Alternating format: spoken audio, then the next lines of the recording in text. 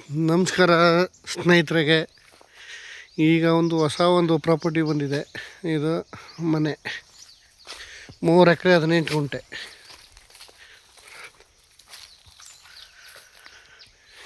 ಚೆನ್ನಾಗಿ ಮಾಡಿದ್ದಾರೆ. ಓನರ್ ಇರೋಕ್ಕೆ ಸೀಟ್ ಮನೆ,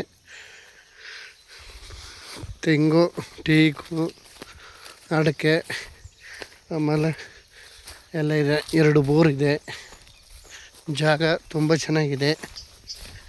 ಎಲ್ಲ ಥರದ ಹಣ್ಣಿನ ಗಿಡ ಇದೆ, ಅಡಿಕೆ ಇದೆ, 2 ಬೋರ್ವೆಲ್ ಇದೆ, ಡ್ರಿಪ್ ಇದೆ ನೋಡಿ. ಗಿಡ full red soil, general property. ಜಾಗ ಮಾತ್ರ ತುಂಬ ಚೆನ್ನಾಗಿದೆ.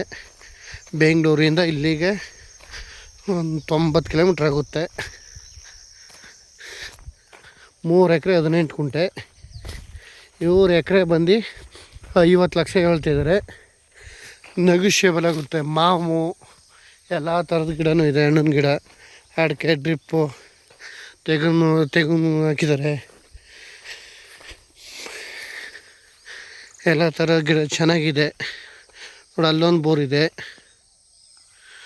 ಬೋರಲ್ಲಂತೂ ನೀರುಗಳಂತೂ ಏನು ತೊಂದರೆ ಇಲ್ಲ. ಒಳ್ಳೆ ನೀರಾವರಿ.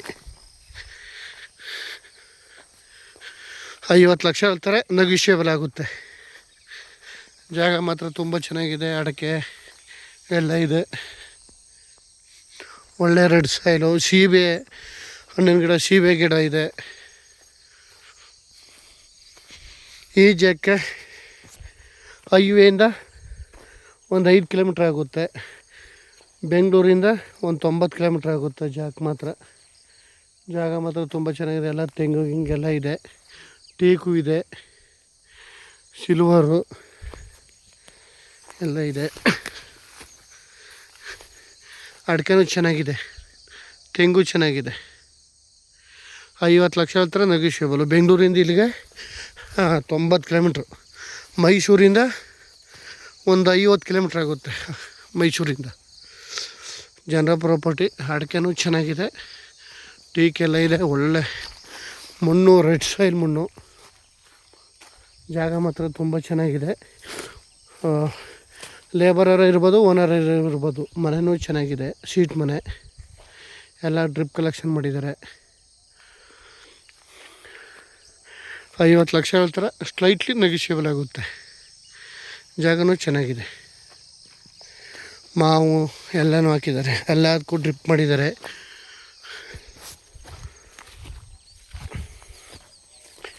ಜಾಗ ತುಂಬ ಚೆನ್ನಾಗಿದೆ. ಕಡಿಮೆ ಬಡ್ಜೆಟ್ನವರು ಆರಾಮಾಗಿ ತಗೋಬೋದು. 2 ಬೋರ್ ಇದೆ.